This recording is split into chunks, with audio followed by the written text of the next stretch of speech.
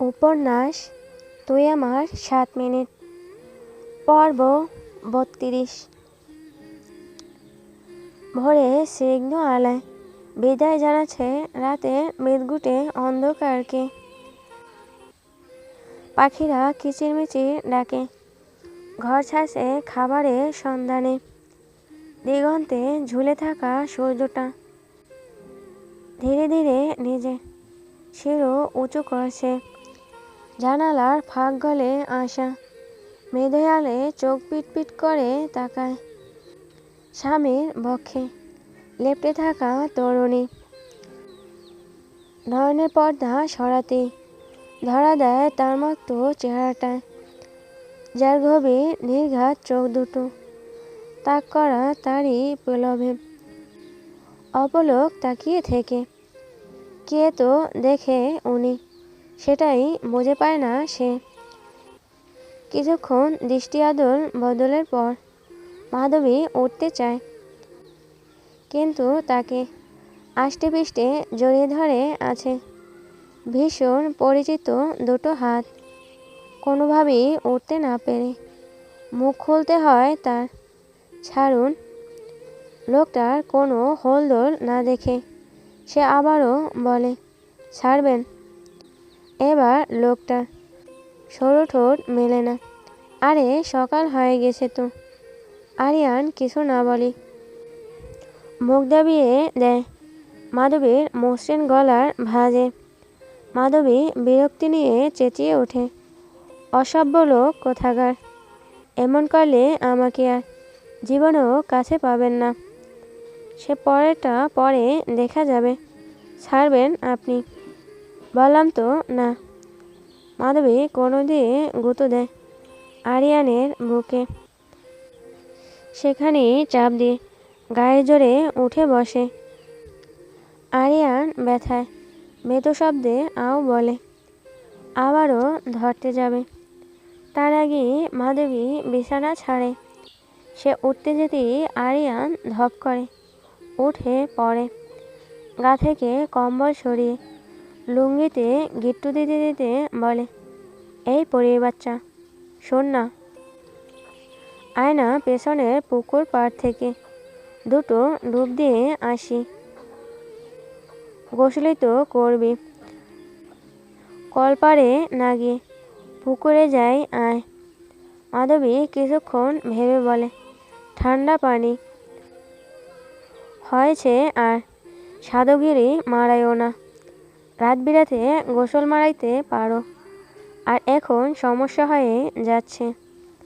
মাধবী তাকিয়ে দেখে লোকটা কোনোভাবেই লুঙ্গিটাকে সামলাতে পারছে না।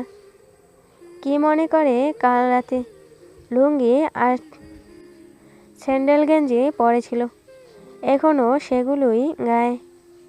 ওর নাজেহাল অবস্থা দেখে বেজায় হাসি পাচ্ছে তার। হেসেও দেয় ফিক করে। আরিয়ান গিট্টুর হাত থামিয়ে কপাল কুঁচকে তাকায়। ওর হাসির কারণ বুঝতে পেরে দীর্ঘশ্বাস ছাড়ে। আজকের দিনে বউ তাকে নিয়ে হাসাহাসি করছে লুঙ্গি সামলাতে না পারার জন্য। কি লজ্জা, কি লজ্জা! না, এখন থেকেই লুঙ্গি পরা শিখতে হবে ভেবেই তাকে বলে, এখন থেকে সাদা লুঙ্গি পরে সাদা পাঞ্জাবি পরব। তাহলে খাস বাঙালি লাগবে, তাই না গৃহিণী সাহেবা? সে আবারও হেসে বলে, সেই লাগবে। একদম গ্রামের কৃষক চাচাদের মতো। হাসি মিলিয়ে যায় আরিয়ানের। তাহলে কি কালো লুঙ্গির সাথে সাদা পাঞ্জাবি পরব? সে মুখ টিপে হেসে বলে, কিছু না বলে বরং ভালো লাগবে। এবার আরিয়ান সোজা হয়ে দাঁড়ায়। লুঙ্গির গিট্টু থেকে হাত সরিয়ে দুহাত ওপারে তুলে দাঁড়িয়ে বলে, নে ছেড়ে দিলাম, দেখতো ভালো লাগছে কিনা। তবে তার কথা শেষ করার আগে মাধবী চোখ মুখ খিচে ছুট লাগায়। যেতে যেতে বলে যায়, অসভ্য কুত্তা লোক! তোর জীবনেও বাচ্চা কাচ্চা হবে না, হলে নাতি নাতনি হবে না।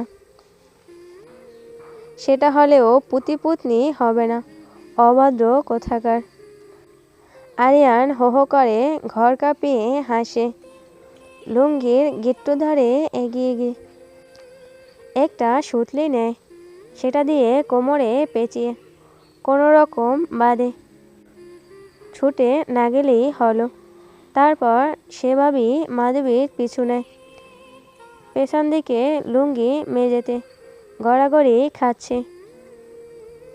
যাই হয়ে যাক, চিৎপাটাং হয়, না পারলেই হলো। সে চিন্তা মাথায় রেখে ঘাটে গিয়ে পৌঁছায়। মাধবী সিঁড়িতে বসে আছে।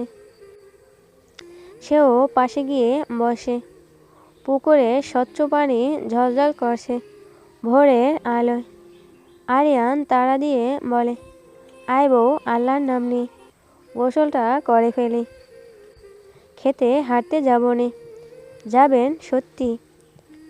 চল। সাঁতার তো মনে হয় না পারিস। যেভাবে পারি না, তবে গোসল করে উঠতে পারবো। আয় বলে মাধবের হাতটা ধরে ধীরে ধীরে নেমে যায় ঠান্ডা পানিতে। মেয়েটা কেঁপে ওঠে ঠান্ডায়। আরিয়ান ঝুঁকে পড়ে তার মুখের ওপর। নজর পড়ে তার কাঁপতে থাকা ওষ্ঠে।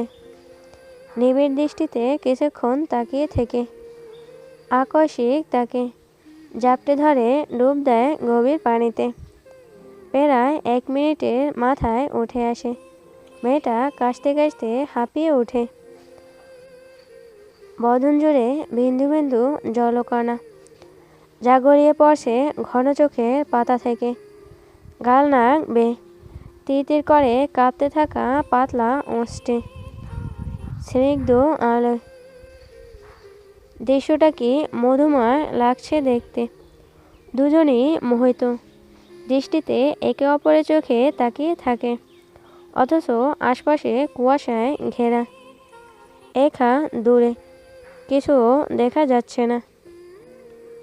এর মাঝে ঠকঠক করে কাঁপতে থাকা দু কপোত কপোতি একে অপরের চোখে নিবিষ্ট। বেশ কিছুক্ষণ পর ধ্যান ভেঙে আরিয়ান বলে, চল তোকে সাঁতার শেখাই গৃহিণী সাহেবা। মাধবীও সায় জানায়।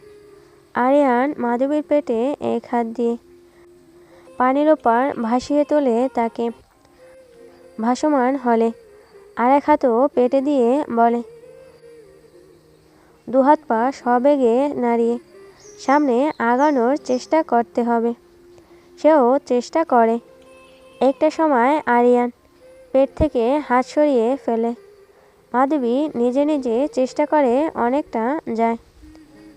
ব্যালেন্স হারালে সে আগলে ধরে, আবার ছাড়ে, আবার সাহায্য করে।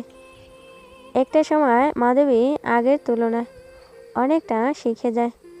বুঝতে পেরে আরিয়ান তাড়া দেয়, হয়েছে, যেটুকু শিখেছিস তাতেই হবে। শীত কমলে ভালোভাবে শিখিয়ে দেব। ওঠ এবার, নয়তো ঠান্ডা লেগে জ্বর আসলি। এই আমাকেই সারা রাত পাশে বসে থাকতে হবে। মাধবী ফোঁস করে নিঃশ্বাস ছেড়ে উঠতে উঠতে বলে, তাহলে কি অন্য কেউ থাকবে? আজব। যে থাকতে চাইবে তাকে একদম পটল, করলা, কুমড়া যা যা আছে সব তুলতে নরকে পাঠিয়ে দেব। নরক তো আপনার বাপের। বাপের না হলেও বাপ তো থাকবে সেখানে। আপনি জানেন আপনার বাপ থাকবে নাকি? সব তুই জানিস। আল্লাহ, বান্দি এবার ওঠ। দুজনে পারে উঠলে আবারও বেপাক বাঁধে আরিয়ানের লুঙ্গি নিয়ে। পানিতে জুবুথুবু হয়, তা একেবারে খুলে যাওয়ার জোগান। মাধবী হতাশার শ্বাস ফেলে বলে, আসার সময় এটা খুলে আসা গেল না।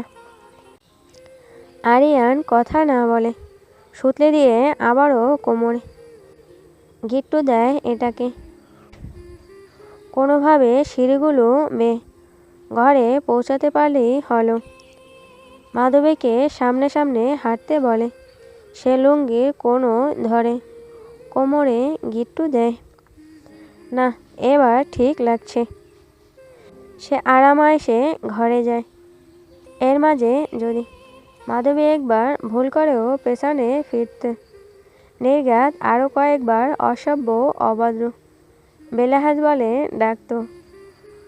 দুজনে ভেজে জামা কাপড় পাল্টে ফেলে আরিয়ান তার নিত্যদিনের অভ্যাসের ন্যায় সফেদ পাঞ্জাবির সাথে সফেদ শাল পরে। শালের দুধারে কালো চিকন পাড়। এটা মাধবী পছন্দ করে দিয়েছে পরার জন্য, আর নিজেও পরেছে শুভ্র শাড়ির সাথে শুভ্র শাল। শাল দুটো একই রকম। তৈরি হয়ে ফজরের নামাজটা সেরে দুজনই নিচে নামে। বাড়ি আর কিছুক্ষণ পর জাগ্রত হবে, তবে শহর নয়।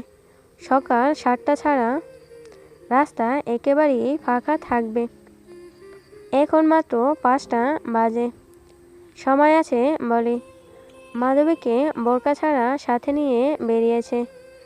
আরিয়ান ঘোড়া বের করলে দুজনে টকবগিয়ে রওনা দেয় ধান ক্ষেতের দিকে। রাস্তায় হঠাৎই একটা মাধবীলতার গাছ দেখে তৎক্ষণাৎ ঘোড়ার লাগাম টানে মাধবী। চেঁচিয়ে আরিয়ানকে ডেকে বলে, এই দাঁড়ান, একটা ফুল নেই। আরও জোরে চেঁচা, যেন আশেপাশের মানুষ ভাবে স্বর্গ থেকে পড়ে এসে তার মধুর আওয়াজ দিয়ে স্বামীকে ডাকছে ফুল চুরি করার জন্য। ইচ্ছে হয়েছে তাই চেঁচিয়েছি। এবার ঝট করে নেমে চট করে কয়েকটা ফুল চুরি করে আনুন তো। আরিয়ান পাঞ্জাবির কলার উঁচিয়ে বলে, তুই হয়তো ভুলে যাচ্ছিস, আমি এই দেশে সুনামধন্য একজন এমপি। মাধবী নির্বাক কণ্ঠে উত্তর দেয়, তো আমি কি করতে পারি? তোর কি মানে? এখন যদি ফুল চুরি করতে যাই, পরে ধরা খেলে মানিজ্জাত সব ধুলোয় মিশে যাবে। এসব ঠুনকো মানিজ্জাত বইয়ের জন্য চলে গেলে কিছুই হয় না। সে বোঝানোর সুরে বলে, তোকে আজই পুরো ছাদ ভর্তি মাধবীলতা ফুলের গাছ এনে দেব কসম। বউ না ভালো, জিদ ধরিস না আজকে। চুরি করে আনার মতো অনুভূতি তো পাবো না।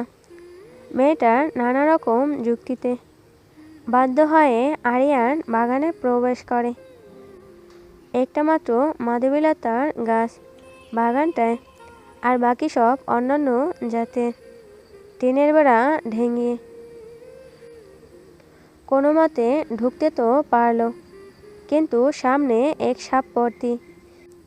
সে শির দ্বারা সোজা করে দাঁড়ায়, আর চোখে সাপের দিকে তাকিয়ে মাধবীকে ইশারা দেয়। মাধবী উঁকি দিয়ে দেখে এটা বিষাক্ত সাপ। সে তৎক্ষণাৎ আরিয়ানকে বেরিয়ে আসতে বলে, তবে সে বের না হয়। হুস হুস করে। আশ্চর্যের বিষয়, সাপটা খুব ভালোভাবেই চলে যায় এখান থেকে। মাধবীর তীক্ষ্ণ নজর এবার তাক হয় আরিয়ানের দিকে। লোকটা হাত ভরে ফুল নিচ্ছে। সাপটা এভাবে হঠাৎ চলে যাওয়াতে বিষয়টা তার কাছে খটকা লাগলেও আপাতত চুপ থেকে হাসি ঝুলিয়ে রাখে মুখে। যেভাবে গিয়েছিল সেভাবেই বেরিয়ে আসে সে। পাঞ্জাবির ময়লাগুলো এক হাতে ঝেড়ে হাত ভরা ফুল থেকে একটা গোড়া সযত্নে গুজে দেয় শয়সীর কানে। পুরুষালী রুক্ষ হাতে ছোঁয়ায় কানে লতিতে অনুভব করতেই শিউরে ওঠে তার নারীর দেহ। বাকি ফুলগুলো দিয়ে দেয় হাতে। তারপর আবারও দুজনে ঘোড়া করে কাঙ্ক্ষিত জায়গায় পৌঁছায়। রাস্তায় দুজনের মধ্যে এটা ওটা নিয়ে তর্কাতর্কি লেগেই থাকে।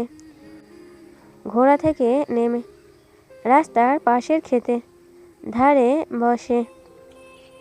রাস্তাটা মাটির হলেও দুপাশে দুর্ভা ঘাস, তার উপর জমে আছে সূক্ষ্ম শিশির বিন্দু।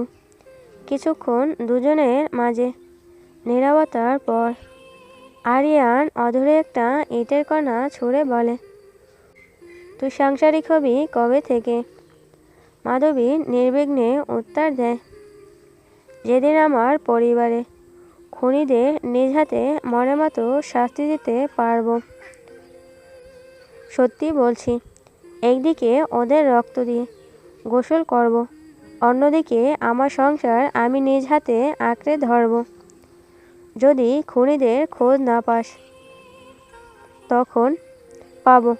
তার জন্য সর্বপ্রথম তিশানবাইকে খুঁজতে হবে। খুঁজে না পেলে, সে যদি বেঁচে থাকে, তাহলে অবশ্যই দুনিয়ার যে প্রান্তেই সে থাকুক আমি খুঁজে বের করব। একা সব পারবি। মাধবী দীর্ঘশ্বাস ছেড়ে বলে, যদি জীবনসঙ্গী এতটুকু কাজে সঙ্গ না দেয়, তবে কিসের সঙ্গী সে? আরিয়ান বিজ্ঞের মতো মাথা নাড়িয়ে বলে, ধর থাকবে সে তো সাথে, কিন্তু এতেই হয়ে যাবে। একজন বিশ্বস্ত সঙ্গী থাকলে দুনিয়া জয় করাও সম্ভব। বিশ্বাস করিস আমাকে। আগে বলুন তো, আপনি কি আমাকে সত্যি ভালোবাসেন? ওই অপরাহের হাওয়ারা জানে কত অসমাপ্ত কবিতা আমি মুঠোয় ভেঙে উড়িয়ে দিয়েছি একমাত্র তোর শূন্যতার হাহাকারে। তো ভালোই যদি বেঁচে থাকেন, তো যাকে ভালোবাসেন তার এতটুকু মতিগতিও কি বোঝেন না? তবুও তোকে ভরসা করতে পারি না, কারণ তোর বিশ্বাস কখন থাকে কখন থাকে না বলা যায় না। তা ঠিক বলেছেন মধু, পাপ কিন্তু শুধু মানুষকে ধ্বংস করে না, সাথে ভালোবাসাকেও বিষাক্ত করে তোলে। সেই বিষাক্ততাকেই আসক্ত বানিয়ে সাদরে গ্রহণ করব। মুখে বলা যত সহজ, কাজে দেখানো কিন্তু ততটাই কঠিন। ছোট থেকে কঠিন কাজগুলো বেছে বেছে করতে পছন্দ করি। আরিয়ান ভাই। বাল। মাধবী অবাক হয়ে বলে, হঠাৎ বাল আসলো কোত্থেকে? তুই কি আরিয়ানের সাথে ভাই ডাকাটা ছাড়বি না? তো ভাই না ডেকে কি ডাকবো? অন্য কিছু। যা তোর ইচ্ছে হয়। আমার তো আপনাকে শাঙ্কির পোলা ডাকতে ইচ্ছে করে।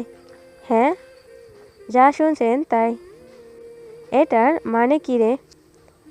জানি না, তবে ডাকতে ইচ্ছে করে। মানে এখন থেকে ডাকবো। আরিয়ানের মস্তিষ্কেও কিছুক্ষণ ঘুরপাক খায় শাঙ্কির পোলা শব্দটা। তার জানা মতে শাঙ্কি মানে হচ্ছে বড় হাঁড়ি, যাকে খাস বাংলায় হাঙ্কি বলে। লোকমুখে সে শুনেছে এই কথাটা যে হাঙ্কি ভরে খা। কিন্তু তাকে এই শাঙ্কির পোলা কেন ডাকতে ইচ্ছে হলো হঠাৎ? এই মেয়ে আজব। সে গলা খাকারি দিয়ে বলে, তোর মতো বাংলার পাগল আমার জগতে দুটো দেখিনি। দেখার সৌভাগ্য করে দেওয়ার জন্য আমাকে চট করে একটা ধন্যবাদ দিয়ে দিন। ধন্যবাদের সাথে একটা চুমুও দেই। মুখে বোমা পড়ুক আপনার।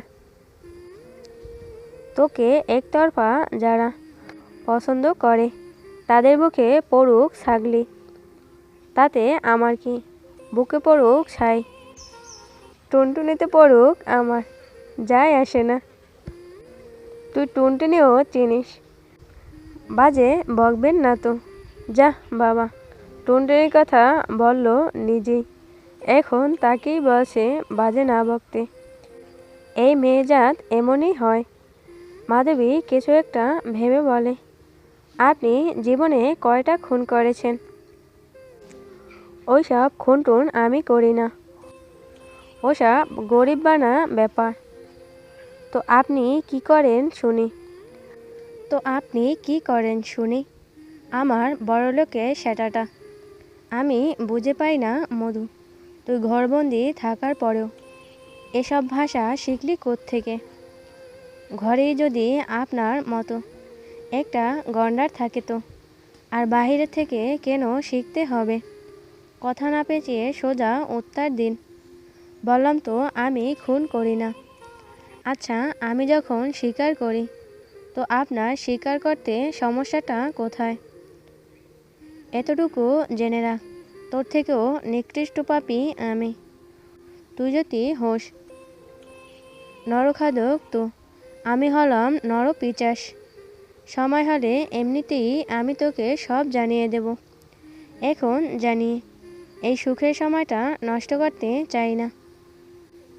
আমি আপনি দুজনেই এক পথের পথিক, তো আমাকে জানালে কি এমন ক্ষতি হবে? তুই বড্ড বোকা নারী। তুই আসলে নিজেকে যতটা চালাক ভাবিস ততটাই বোকা তুই। হ্যাঁ, তুই অসম্ভব দুঃসাহসী, তবে বোকা। বোকামি জিনিসটা কাজ করে তোর রদ্রে রদ্রে আছে। আমি তোকে যতটা চিনি এবং জানি ততটাই তুই নিজেকেও চিনিস না মধু। তাই যখন সময় হবে আমি নিজেই তোকে সবটা জানিয়ে দেব, কসম। তারপর দূরাকাশের কুয়াশায় ভরা সূর্যের দিকে চোখ রেখে বলে, আমার হারিয়ে যাওয়া স্বপ্নের খোঁজ তুই, আমার নির্জন পথের দিশা তুই, আমার পথহারা জীবনের একমাত্র গন্তব্য তুই, আমার সমস্ত জীবনের পূর্ণতা তুই। আবারও কিছুক্ষণ নীরবতার পর বলে, যা সম্পূর্ণ জীবনের একমাত্র আশ্রয় তুই। সে কি কখনো চাইবে তার জীবন থেকে তুই হারিয়ে যাস? এখন আমি বড্ড সুখসন্ধানী হয়ে গেছি মধু। একই মনে জায়গা দিয়েছি পাপের সাথে পবিত্রতা। সেই পবিত্রতাটুকু পুরোটা জীবন আগলে রাখতে চাই এই দিশেহারা বক্ষ পিঞ্জর। তাই আমার কথা ভেবে অন্তত এসব জানতে চাস না। মাধবী কপাল সহ কুরুতেও গম্ভীর ভাঁজ পড়ে। এতটা কি লুকাতে চাইছে? লোকটা যে এমনভাবে বসে, লোকটার তো সব আছে। বাবা না থাকলেও পুরো পরিবার তো আছে। তবুও তাকেই কেন বলো একমাত্র গন্তব্য? লোকটার জীবনে কি কোনো খারাপ অতীত আছে?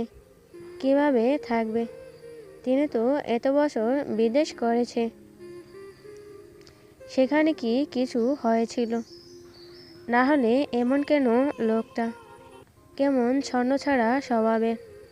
এই 2 বছর সে দেখেছে শুধু তার আর অপূর্বর কোনো বিষয় ছাড়া দুনিয়ার আর কারো বিষয়ে সে তৎপর হয় না। এসব আরও নানা ভাবনা থেকে মোলায়েম কণ্ঠে জিজ্ঞেস করে, আপনার কি কোনো খারাপ অতীত ছিল আরিয়ান ভাই? নায়ক খারাপ হলে তাদের জীবনে অতীত থাকে, তবে খলনায়ক খারাপ হলে তাদের কোনো অতীত থাকে না। তারা খারাপ হয় নেশার বশে। পাপ কিন্তু এক ধরনের নেশা, সেটা তুই বুঝবি না, কারণ তুই নায়িকা। তোর অতীত তোকে এই পথে এনেছে, কিন্তু আমি এসেছি নেশার বশে। তার মানে আপনি খারাপ? তোর কি মনে হয় আমি ভালো হলে এই পথে আসি?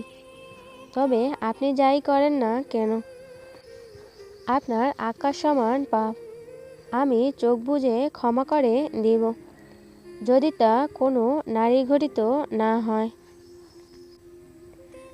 নারী ঘটিত বলতে কিন্তু শুধু আমার স্থান, অন্য কাউকে দেওয়ার কথা না। নারীরা ফুলের মতো, আপনার হাতে যদি করণ ছাড়া একটা ফুলও ঝরে তবে আপনিও কিন্তু ঝরে যাবেন। একদম চোখ বন্ধ করে বিশ্বাস করতে পারিস। কথা দিলাম কোনো নিষ্পাপ ফুল আমার হাতে ঝরবে না। মাধবী তৃপ্তময় হাসে। একটা নারীর কাছে এতটুকুই তো যথেষ্ট যে তার স্বামীর কাছ থেকে নারী জাতি নিরাপদ। এক নারীতে আসক্ত থেকে যদি কেউ দুনিয়ার নিকৃষ্ট পাপীও হয় তো হোক। কিছুক্ষণ অপলক আরিয়ানের দিকে তাকিয়ে থেকে বলে, আপনি জানেন পৃথিবীর শ্রেষ্ঠতম সুদর্শন পুরুষ কে? সে জানি না, তবে শ্রেষ্ঠতম কুদর্শন পুরুষ আমি। উহ, আপনি সবসময় সুদর্শন পুরুষ। আমি? হ্যাঁ আপনি। লোকে ভাবে চকচকে গায়ের রং থাকলে সে সুদর্শন, আবার কেউ কেউ ভাবে পুরুষের সৌন্দর্যই হচ্ছে টাকা। অথচ আমার কাছে মনে হয় যেই পুরুষ এক নারীতে আসক্ত থেকে সমস্ত নারীদের এড়িয়ে চলতে পারে সেই আল্লাহর দুনিয়ার সর্বশ্রেষ্ঠ সুদর্শন সুপুরুষ। তাই আমার দেখা শ্রেষ্ঠতম সুদর্শন পুরুষটা হলেন আপনি, পাঞ্জাবিওয়ালা। আর তোর বাপ। স্বামী হিসেবে আপনি সবচেয়ে সুদর্শন পুরুষ, আর বাবা হিসেবে তিনি সবচেয়ে সুদর্শন পুরুষ। আর যদি আমি তোর মেয়ের বাপ হই, তাহলে আমার মেয়ের কাছে তার প্রথম দেখা সুদর্শন পুরুষ আপনি। আরিয়ান হাসল। কি যেন ছিল সেই হাসিতে। মাধবী মুগ্ধ চোখে তাকিয়ে থাকে সেদিকে। পাতলা আদরে ফাঁক গলে বেরিয়েছে মুক্তোর ন্যায় দন্তপাটি। লোকটাকে সবসময় মুচকি হাসিতে দেখা যায়, আজ দাঁত বের করে হাসতে কেমন অদ্ভুত ভালো লাগা কাজ করছে।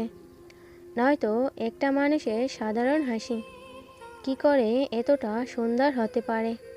যদিও প্রাণছল্ল নয়, খুব মেপে রাখা হাসি। মাধবী আর বসল না।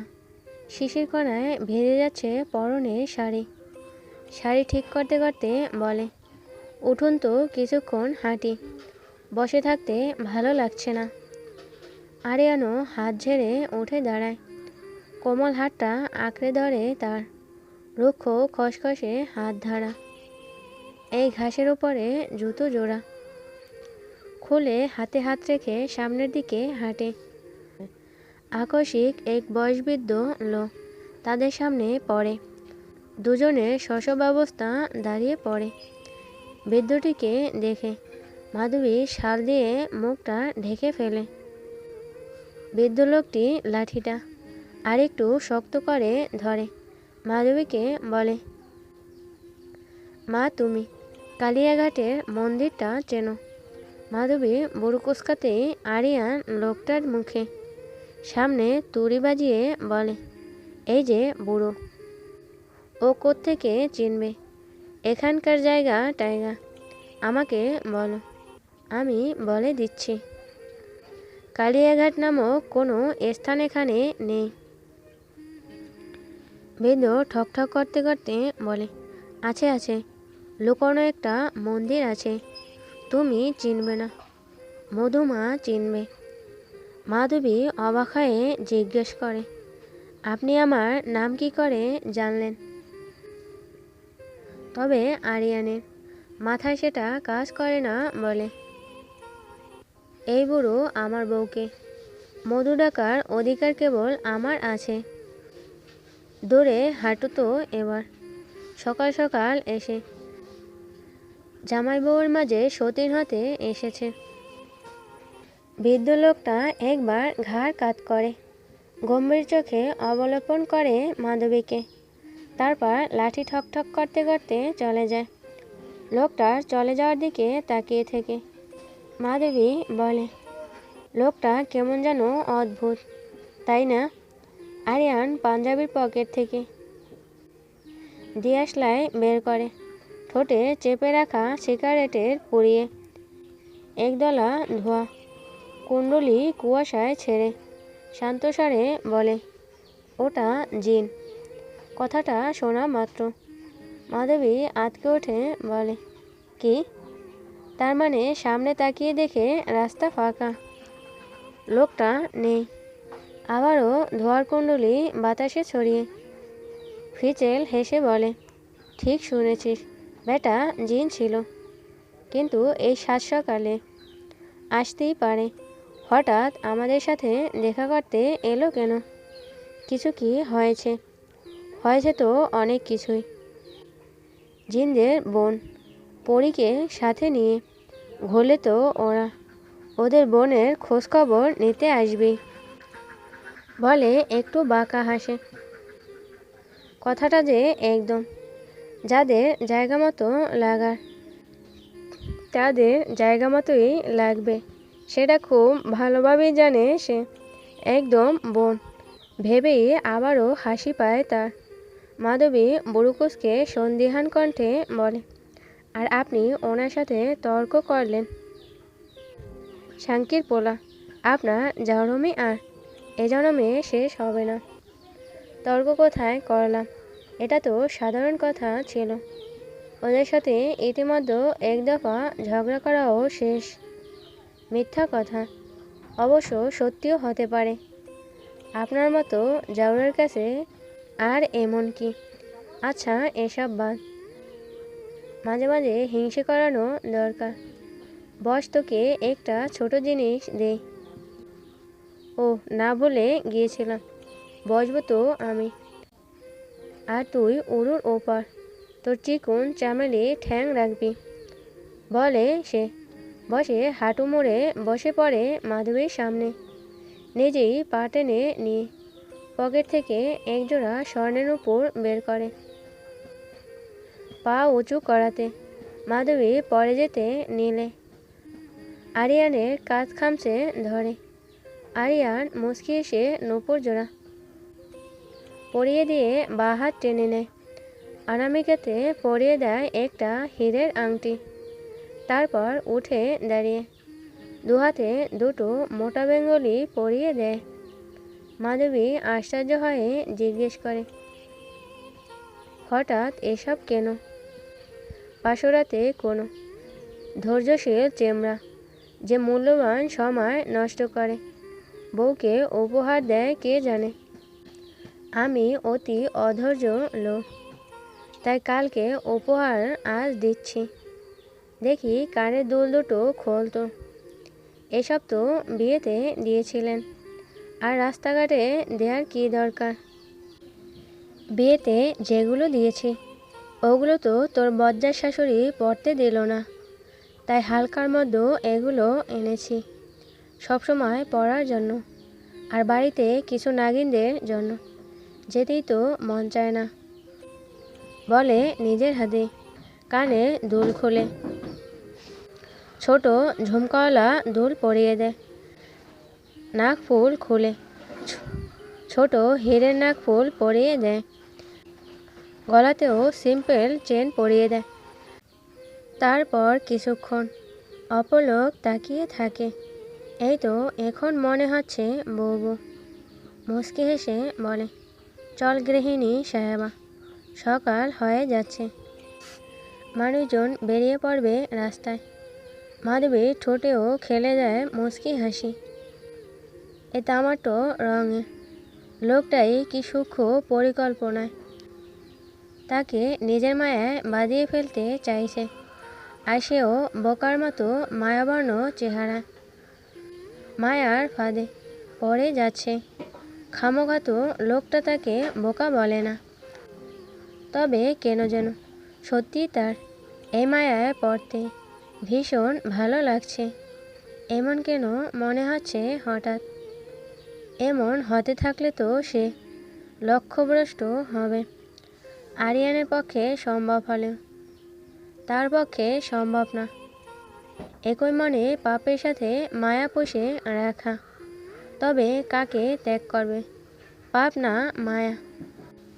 ভালোবাসা তো ভোলা যায়, কিন্তু মায়া জিনিসটা যে বড্ড ভয়ঙ্কর। এতে যে একবার পড়ে তার মরণ হবে, কিন্তু উঠে আসা যাবে না। সময়ের সাথে শীতও কমে গেছে। শীত সকাল পেরিয়ে বসন্তকাল চলছে। চারদিক কোকিলে মিষ্টি সুরের কলতান। গাছে গাছে ছড়িয়ে আছে নতুন পাতা, নতুন ফুল। চারদিক সেজেছে বসন্তের নতুন সাজে। প্রকৃতির সাথে বদলেছে সকল মানুষ। আয়াজ ইচ্ছে, ভাঙ্গা সংসার ভাঙ্গাই চলছে। যে যার মতো চলছে, যেভাবে ইচ্ছে সেভাবে। অভি আর রুহির সম্পর্ক গভীর থেকে গভীর হচ্ছে, অপূর্ব শূন্য হৃদয় শূন্যতা নিয়ে। বন্ধুর রাজনৈতিক দলের পাশে আছে। অরেন্দ্র আজও বলেনি সে নাম, যার জন্য আকুল তার প্রাণ। অপু গ্রামের পরিবেশের সাথে তার চিঠি প্রেম চালিয়ে যাচ্ছে। মেয়েটার খুশি সীমা থাকে না যখন মাধবীর মুখের মাঝে মাঝে অপূর্বের কথা শোনে। আরিয়ানের দিন জম্পে যাচ্ছে রাজনীতি আর মাধবীকে জ্বালাতে জ্বালাতে। গ্রামে এখন খুব কমই যাওয়া হয় তাদের। অজয় একাই সব সামলাচ্ছে। মাধবী দিন কিছুটা বিরক্তিতে কাটছে। মাহমুদ এহসান সমানে নাতি নাতনির জন্য চাপ দিচ্ছে তাকে, কিন্তু মাধবী বিন্দুমাত্র ইচ্ছে নেই। সে এখনও অদম্যভাবে তার ভাই তিশানকে খুঁজে যাচ্ছে, আর তার সঙ্গ দিচ্ছে তার স্বামী। মাহমুদ এহসানের এক কথা, 4 মাস হতে চলল, এখনও কেন কোনো সুখবর তিনি পাননি। খুব কড়াভাবে বললেন, এবার ওনার নাতি নাতনি লাগবেই। ওনার এই জেদের উপর খুব বিরক্ত। এই পড়ন্ত সুন্দর বিকালে সে মাহমুদ এহসানের এসব কথা এইমাত্র শুনে এসে 1 কাপ চা নিয়ে বারান্দায় দাঁড়িয়েছে। মেজাজ খারাপ হচ্ছে। শুধু তার শাঙ্কির পোলার মা বলে, কিছু বলতে পারছে না। সে চসূচক শব্দ করে চায়ে চুমুক দিতে যাবে, তার আগেই বাহিরে ভীষণ চেঁচামেচির শব্দ আসে। কয়েকদিন ধরেই নাকি আরিয়ানের বিরোধী দলেরা নাচা শুরু করেছে। আবারও সে বিরক্ত হয় সবসময় একই কথা শুনতে। বিরোধী দলেরা নাকি খেপেছে। সে বুঝে পায় না এই লোক চুপ করে কেন বসে থাকে। সে কিছু বললেও বলে রাজনীতিতে নাকি ঠান্ডা মাথায় চাল দিতে হয়। সে মনে মনে ভাবে, সে যদি রাজনীতি করত তাহলে হয়তো বিরোধী দলের কথা বলার আগে সে গলায় কোপ বসিয়ে দিত। পরক্ষণেই মনে পড়ে আরিয়ান একবার বলেছিল, মৃত্যু কখনো শাস্তি হয় না, মৃত্যুর চেয়ে বড় শাস্তি যাবজ্জীবন কারাদণ্ড। তখনই আরিয়ানের চড়া গলায় তার বিরক্তি আকাশ চুম্বিত। লোকটা কাকে যেন গলা উঁচিয়ে বসে, শালা কেলাবো সামনে দিয়ে, ফুটো হবে পেছন দিয়ে। এমন ধোসন দেব না, সোজা হবু সম্বন্ধে বাসর ঘরে চলে যাবি। মাধবী মনে মনে বলে, শালা শাঙ্কির পোলা, তুমি শুধু ষাঁড়ের মতো গলায় ছাড়তে পারবা। সত্যি সত্যি মাঝে মাঝে কয়েকটা দোষণ দিয়ে যে সম্বন্ধে বাসর ঘরে পাঠাও, আর যেখানেই পাঠাবা তা না, শুধু বাহাদুরি। খামাখা তো বলি না শাঙ্কির পোলা।